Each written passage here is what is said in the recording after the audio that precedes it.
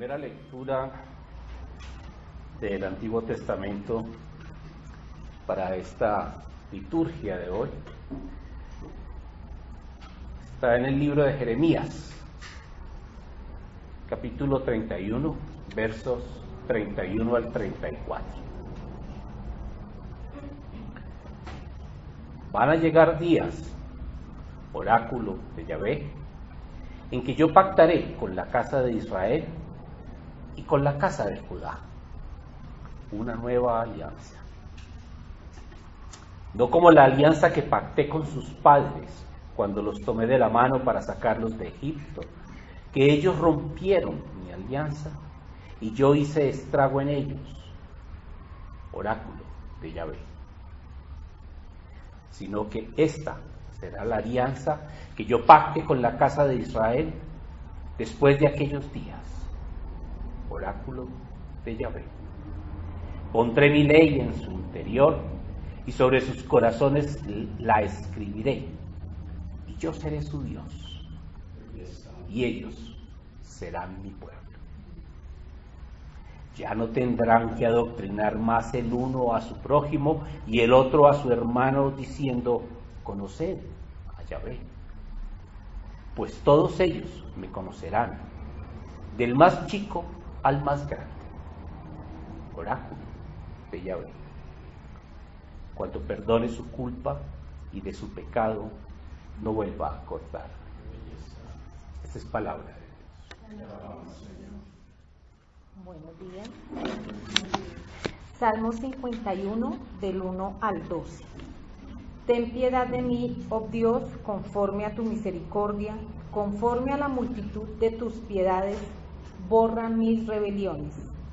Lávame más y más de mi maldad y límpiame de mi pecado, porque yo reconozco mis rebeliones y mi pecado siempre delante de mí. Contra ti solo he pecado y he hecho lo malo delante de tus ojos, para que seas reconocido justo en tu palabra y tenido por puro en tu juicio. He aquí en maldad he sido formado, y en pecado me concibió mi madre. He aquí, tú amas la verdad en lo íntimo, y en lo secreto me has hecho comprender sabiduría. Purifícame con hisopo y seré limpio, lávame y seré más blanco que la nieve. Hazme oír gozo y alegría, y se recrearán los huesos que has abatido. Esconde tu rostro de mis pecados y borra todas mis maldades. Crea en mí, oh Dios, un corazón limpio y renueva un espíritu recto dentro de mí. No me eches de delante de ti y no quites de mí tu Santo Espíritu. Vuélveme el gozo de tu salvación y espíritu noble me sustente. Es palabra de Dios. Hebreos 5, 5 al 10. De la misma manera, Cristo no se nombró sumo sacerdote a sí mismo, sino que Dios le dio ese honor, pues Él fue quien le dijo: tú eres mi hijo, yo te he engendrado hoy. Y también le dijo en otra parte de las Escrituras: tú eres sacerdote para siempre, de la misma clase de Melquisedec.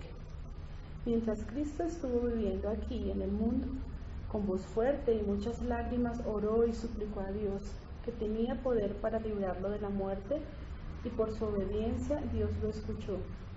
Así que Cristo, a pesar de ser hijo sufriente, aprendió lo que es la obediencia, y al perfeccionarse de esa manera llegó a ser fuente de salvación eterna para todos los que lo obedecen. Y Dios lo nombró sumo sacerdote de la misma clase que Melquisedec. Es palabra de Dios. Vamos a Juan 12, del 20 al 33. Dice así: había unos griegos entre los que subían a adorar en la fiesta. Estos fueron a Felipe, que era de Betsaida de Galilea, y le rogaron: Señor, queremos ver a Jesús. Felipe fue y le dijo a Andrés. Andrés y Felipe fueron y le dijeron a Jesús. Jesús le respondió: ha llegado la hora para que el Hijo del Hombre sea glorificado. En verdad les digo que si el grano de trigo no cae en la tierra y muere, queda solo, pero el que sí muere, produce mucho fruto. El que ama su vida, la pierde, y el que aborrece su vida en este mundo, la conservará para vida eterna. Si alguien me sirve, que me siga, y donde yo estoy, allí también estará mi servidor. Si alguien me sirve, el Padre lo honrará. Ahora mi alma se ha angustiado. ¿Y qué diré? Padre, sálvame de esta hora. Pero para esta hora he llegado. Padre, glorifica tu nombre. Entonces vino una voz del cielo, y lo he glorificado, y de nuevo lo glorificaré. Por eso la multitud que estaba allí y oyó la voz decía que había sido un trueno. Otros decían: un ángel ha hablado. Jesús dijo: esta voz no ha venido por causa mía, sino por causa de todos ustedes. Las palabras de Dios. Estos días han sido días muy convulsionados a nivel noticioso, sobre todo porque ha estado en entredicho la Corte Constitucional.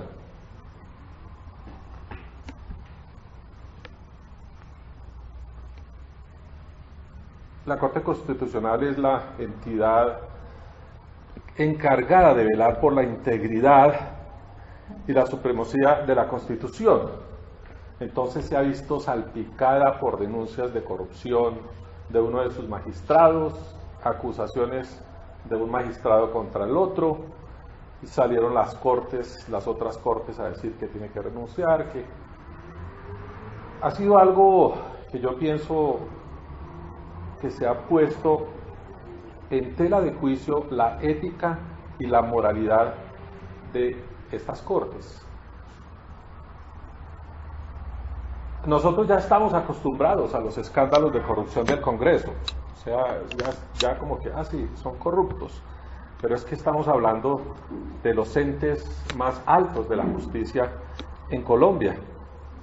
Y esto es muy grave, porque nosotros como ciudadanos esperamos que estas personas que componen estos altos cargos de la justicia sean personas no solamente de una capacidad intelectual muy grande, de un conocimiento grande de las leyes y de la justicia, de la misma Constitución, sino que sean personas moralmente y éticamente rectas, moralmente y éticamente intachables. Porque si no, se pierde la credibilidad de la justicia. Imagínense que si llega a comprobarse una corrupción de aquí en adelante, los fallos que salgan proferidos por estas cortes, entonces van a quedar en entredicho, van a quedar en duda. Ya todo el mundo va a pensar, y bueno, y para este fallo cuánto pagaron, y para este otro fallo cuánto pagaron.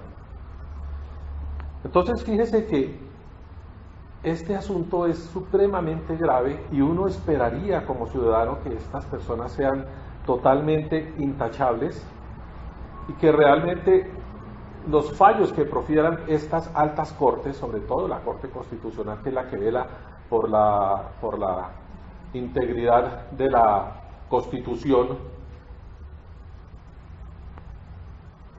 sea totalmente transparente, sea totalmente confiable. Lamentablemente el ser humano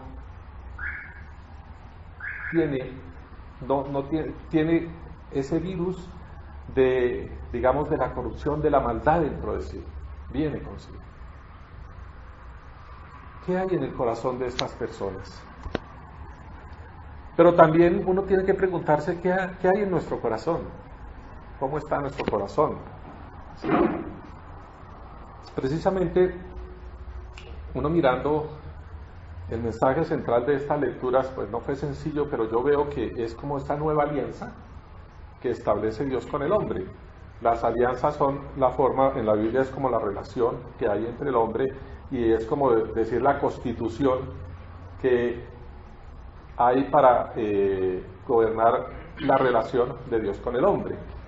Son esas series de leyes que se cumplen, que el hombre cumple para estar en relación con Dios. Hablemos de la primera alianza. La primera alianza con Dios ya la hemos escuchado aquí. Tuvo lugar en el desierto, al pie del monte Sinaí, en el monte Horeb, en medio de una manifestación espectacular, con fuego, sonidos aterradores. Y para preservar esa ley, Dios mismo la grabó en 2 tablas de piedra, o en 2 losas, y puso esas losas en las manos de Moisés. Imagínense en ese tesoro. Ayer me puse a pensar, donde eso encuentren eso, en unas tablas de esas, ¿cuánto valdría la subasta? Todo lo convertimos en plata. Estas 2 losas fueron tocadas por el dedo de Dios y mostraban la impresión legible de lo que Dios tenía en su pensamiento. Pero esas leyes no fueron conservadas, ni fueron preservadas, ni las piedras, porque Moisés no había permanecido mucho tiempo en el monte, y cuando bajó encontró a la gente adorando un becerro de oro. O sea, ellos habían ya vivido de forma espectacular el poder de Dios hasta ese momento, y sabían lo poderoso que era Dios mismo, pero aún así estaban adorando a un becerro de oro. Entonces, ¿qué hizo Moisés? Cogió las tablas y las rompió, las quebró contra el suelo. Y uno lo que realmente se da cuenta es que la ley nunca puede ser cumplida como resultado del miedo o como resultado del asombro. Nosotros podemos predicar de la ira de Dios y que Dios es castigador y que el fin del mundo, hablar del apocalipsis, y aún así la gente puede que se asusten, pero eso no los va a cambiar. Es más, yo pienso que últimamente se habla mucho de la victimización, y cuando uno se siente víctima, entonces uno reacciona en contra de lo que le está victimizando. Entonces pienso que esa antigua ley, de esta forma, es difícil que pueda transformar a los seres humanos. Pero hablemos de la nueva alianza. Nos dice ahí el profeta Jeremías en la lectura de hoy: pondré mi ley en su corazón y la escribiré en su mente. Yo seré su Dios y ellos serán mi pueblo. Yo, el Señor, lo afirmo. Ya no será necesario que unos y otros, amigos y parientes, tengan que instruirse para que me conozcan, porque todos, desde el más pequeño hasta el más grande, me conocerán. La nueva alianza, nos dice el profeta, se escribe en los corazones. Digamos que esas son las nuevas tablas de la ley. Los corazones y la mente, dice. La escribiré en sus corazones, la pondré en su mente. Fíjense que cuando uno quiere escribir algo, ustedes van a escribir algo, piden, oiga, un esferito y pásenme un papel en limpio, pide uno, ¿cierto? Quiero un papel en limpio. El salmo que vimos hoy es un salmo muy interesante, porque es el salmo que nosotros mismos utilizamos para la confesión. Es un salmo donde el salmista reconoce su pecado delante de Dios y le pide al Señor que lo limpie, pero esto es algo muy importante. Dice: crea en mí, oh Dios, un corazón limpio y renueva un espíritu firme dentro de mí. No me apartes de tu presencia, ni me quites tu santo espíritu. Me parece importante, porque si uno sigue leyendo el Salmo más adelante, el salmista tenía claro que no son tanto los holocaustos que se le den a Dios, las cosas externas, sino lo que yo tengo adentro, lo que a Dios le agrada, lo que yo le estoy ofreciendo desde mi interior. Dice, el sacrificio que te agrada es un espíritu quebrantado. Tú, oh Dios, no despreciarás al corazón quebrantado y arrepentido. Así que cuando un corazón quebrantado y arrepentido es el principio de la regeneración de nuestro ser. Así que la nueva alianza es interior, la nueva alianza es personal, es de corazón, y me parece interesante porque es probada por el dolor. Jesús es el que encarna este nuevo relacionamiento entre Dios y los hombres. Él dijo ahí en el Evangelio, ya la hora ha llegado, ¿cierto? Porque para esta hora he venido. Él tenía claro que él debía pasar por el sacrificio para cumplir la ley. En la Biblia, el corazón es el centro de mando del hombre, el comando, por los cuales la mano, el pie, el ojo, la lengua, todos los miembros son ordenados. Así que si el corazón es recto, entonces todos los poderes del hombre sucumben ante su influencia y se vuelven rectos también. Si Dios escribe su ley en el corazón, entonces el ojo purifica su mirada, la lengua habla conforme a la ley de Dios y la mano se mueve y el pie viaja donde Dios lo ordena. Cuando el corazón está completamente influenciado por el Espíritu Santo de Dios, entonces nuestra voluntad, nuestro intelecto, nuestra memoria, nuestra imaginación y todo aquello que constituye el hombre íntegro está sometido a Dios. Pues el corazón es ahí para la Biblia como la llave de toda la actitud humana. Así que Dios decide escribir su ley en donde va a ser más eficaz para el hombre, en su corazón. Y a partir de ahí ocurre la transformación. Y para que Dios escriba en el corazón del hombre, este corazón tiene que estar preparado, tiene que estar dispuesto como una hoja limpia delante del Señor. Antes que nada, el corazón tiene que, si está sucio, tiene que experimentar borrones. O sea, cuando nosotros vamos a escribir algo y pues, borramos, abrimos el campito para que quede limpio para poder escribir. Entonces, tiene que experimentar borrones de cosas que ya están escritas santas. Y la palabra dice que una de las cosas que nosotros tenemos escritas es nuestro pecado original.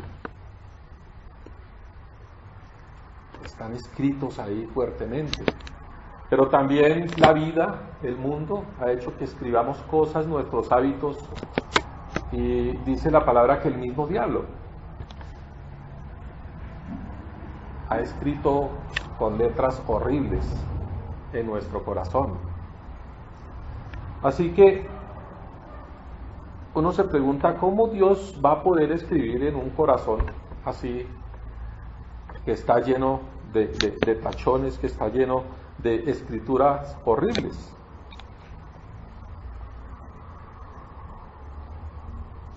El Señor lo puede hacer porque Él tiene su Santo Espíritu. Y el Santo Espíritu de Dios es el que puede borrar y preparar el corazón para dejarlo limpio. Pero así como el salmista le dice, borra mis pecados, ¿cierto? Quita de mí las rebeliones, pon un corazón recto dentro de mí y no quites de mí tu Santo Espíritu. No quites de mí tu Santo Espíritu. Así que ahí nosotros entramos a mirar lo importante que es la intención que debe tener el ser humano de tener el Espíritu Santo de Dios. Y el Espíritu Santo de Dios no habita donde está el pecado.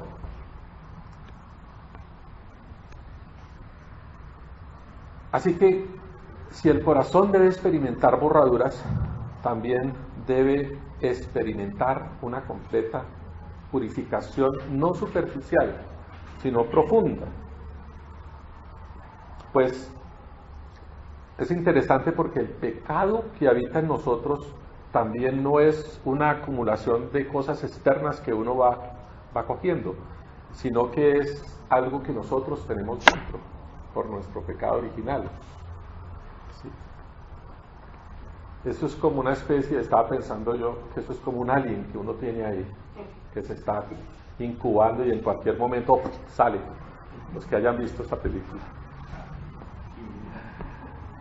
Ese es el pecado que se incuba dentro de nosotros, y el único poder capaz sobre la tierra de transformar eso es el Espíritu Santo de Dios. Así que para que el Señor escriba en nuestro corazón, en nuestra mente, su ley, nosotros debemos someternos a la purificación del Espíritu Santo de Dios y ser lavados por la sangre de Cristo que derramó en la cruz, aplicando la obra de nuestro Señor Jesucristo en nosotros. Aquí debemos hablar algo muy importante, que es sobre la ley, porque es importante entender la dignidad y la excelencia de la ley de Dios. Dice la palabra que el Evangelio no vino al mundo para abolir la ley. La salvación por gracia no borra ni un solo precepto de la ley, ni reduce la norma de la justicia en el más mínimo grado. Por el contrario, como dice Pablo, no invalida la ley por la fe, no es invalidada por la fe, sino que es confirmada por la fe. ¿Qué quiere decir? El hombre caído no puede cumplir con los preceptos de la ley mientras no sea sacado de lo que significa ser un hombre caído, de lo que significa tener un corazón corrupto. Así que cuando nosotros sometemos nuestro corazón y nuestro ser interior al Espíritu Santo de Dios, somos lavados por el Espíritu Santo de Dios. Ahí en ese momento ya estamos con la capacidad de cumplir el precepto, todos los preceptos de la ley. Dice el Señor Jesús ahí en el Evangelio, es que para esta hora he llegado, y Él estaba seguro de que Él ya iba a entregar su vida por el perdón de nosotros. Así que nuestro Señor Jesús mostró en este sacrificio a toda la creación que con la ley no se puede jugar, y que cada transgresión y cada desobediencia debe recibir una justa retribución según la ley.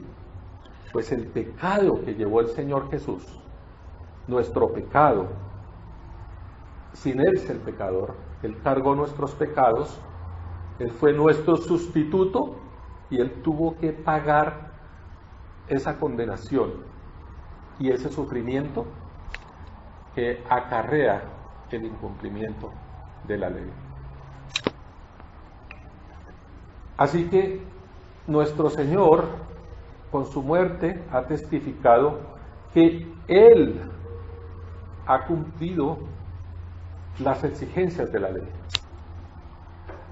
que Él ha sido sacrificado como chivo expiatorio en esa cruz para que la ley sea satisfecha y para que nuestros pecados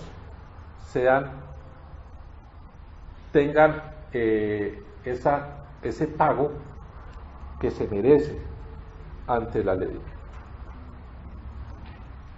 Así que en el Evangelio no solamente está satisfecha la ley por el sacrificio de Cristo, sino que es honrada la obra del Espíritu Santo de Dios en todos los corazones de los hombres.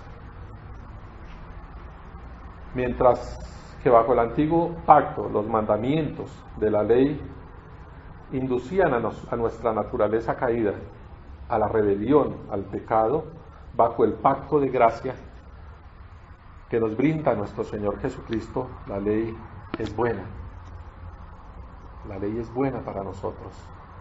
Y ya surge de nuestro ser pedirle a Dios, enséñame a cumplir tu voluntad, enséñame a cumplir tu ley, porque ya nuestro corazón está empezando a ser transformado, o está siendo transformado, o ha sido transformado.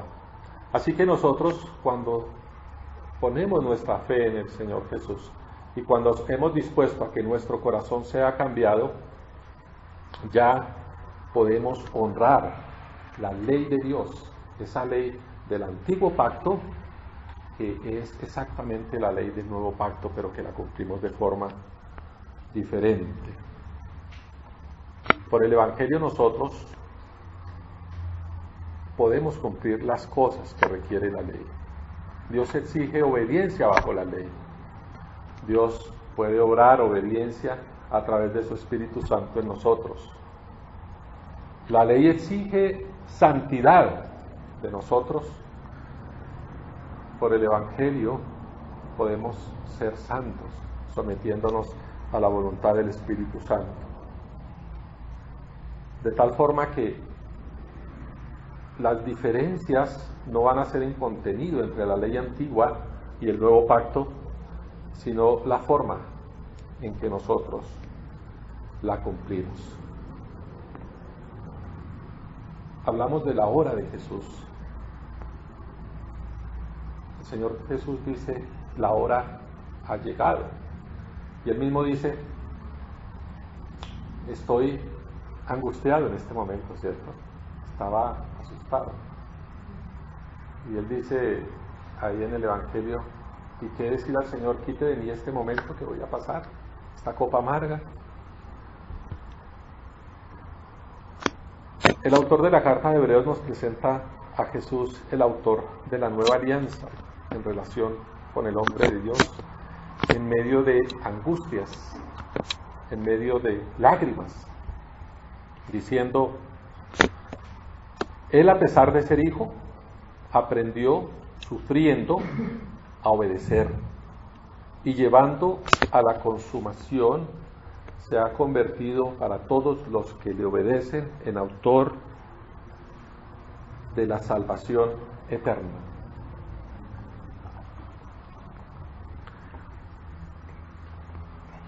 Y aquí es interesante que el Señor aprendió a obedecer sufriendo.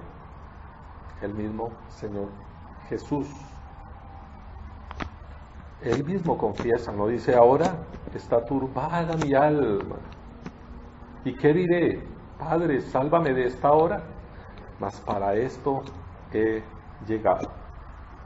El Señor Jesús estaba convencido de lo que debía hacer. Aún así, fíjese que en la oración en Getsemaní, antes de pasar al tiempo del martirio, el Señor sufrió. Dice que Él sudó sangre y que le pidió a Dios que, si fuera posible, quitara esa copa que Él iba, cierto, esa copa amarga que Él iba a tener, pero que no se haga la voluntad, sino la tuya. Entonces, uno de los primeros ejemplos que podemos ver en el Señor Jesús es que Él obedeció hasta el final, a pesar del sufrimiento. Y el corazón cambia obedeciendo. El corazón cambia obedeciendo. ¿Qué hora de Jesús llegó? Dice la hora de la gloria. Dice, la semilla debe morir para germinar en una nueva vida. el triunfo desde la derrota, la conservación de la vida desde el desapego de la vida. Eso es como una paradoja. Y el Señor entra en una agonía, es en esa lucha entre lo que su carne le está diciendo y entre lo que su Padre le está pidiendo. Pero Él decide, a pesar de todo, obedecer, y Él se siente acompañado por el Señor. Él siente que Dios Padre lo está acompañando en todo momento. Y la hora del juicio también llega para el Señor Jesús. Cuando Él carga todos nuestros pecados, Él se hace reo por causa nuestra. Y la muerte en la cruz puede parecer una derrota, y para muchos en ese momento fue una derrota, pero finalmente fue el plan que tenía el Padre para Él, y el Señor lo glorifica con la resurrección. Dios Padre lo glorifica con la resurrección.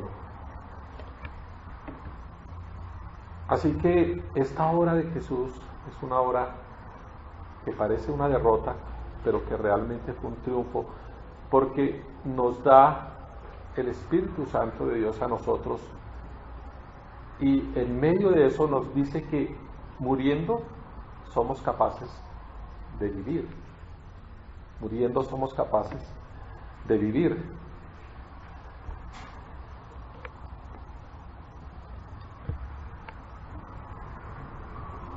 Para que el sufrimiento de Jesús no se quede en pura teoría, la vida nos pone el ejemplo de ese grano de trigo que toca sembrarlo en la tierra, que el grano se pudre y muere, pero que de ahí es de donde germina vida.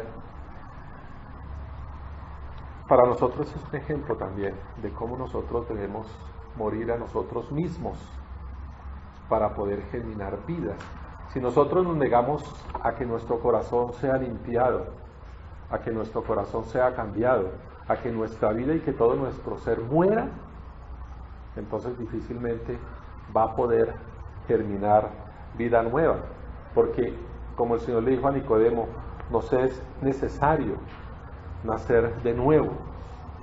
Y para que un corazón sea transformado y la ley de Dios sea escrita en él, tenemos que morir a nuestro orgullo, tenemos que arrepentirnos, tenemos que confesar nuestro pecado, morir a nuestra incredulidad y aún a lo que creemos que sabemos.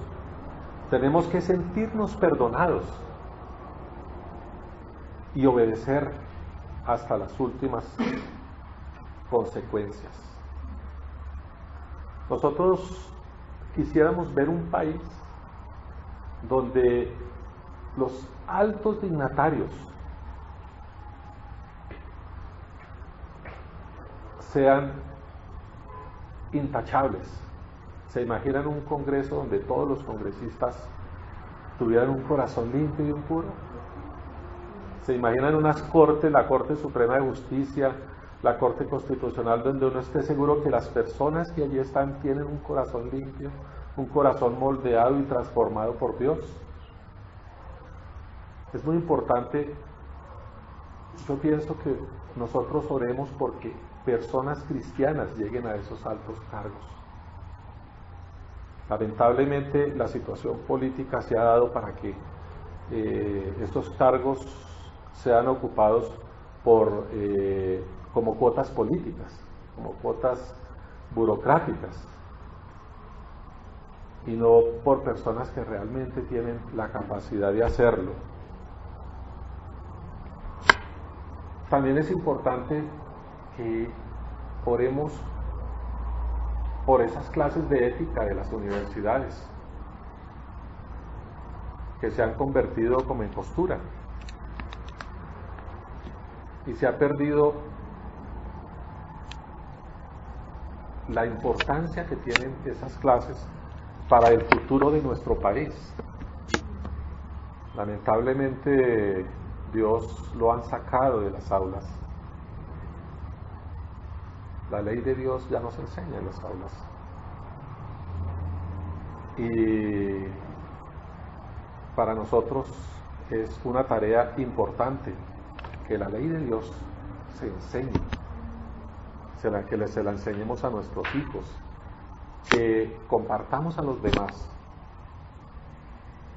para que el Señor pueda transformar corazones, para que al transformar corazones nuestro país pueda ser transformado, pero también para que nosotros estemos dispuestos a dejarnos moldear por el Señor, para que Él pueda escribir su ley allí en el corazón, para que la tengamos adentro. Oremos. Padre Santo, te agradecemos, Señor, por tu bondad y por tu misericordia, pero sobre todo porque tú eres el único, Señor, que tienes el poder de transformar nuestras vidas desde adentro. Eres el único que tienes el poder de hacernos nacer de nuevo. Que nosotros dispongamos nuestras mentes, que dispongamos nuestros corazones, Señor, para que la obra de tu Espíritu Santo se haga en nosotros, para que tu ley sea grabada en nuestros corazones, en nuestra mente, y no nos cueste trabajo cumplirla, no nos cueste trabajo seguirte. Pero también haznos conscientes que, como nuestro Señor Jesucristo sufrió en la cruz, nosotros también tenemos que pagar esa cuota de dolor, muriendo a nosotros mismos, muriendo a nuestra propia carnalidad, a nuestro ser interior, para que tú borres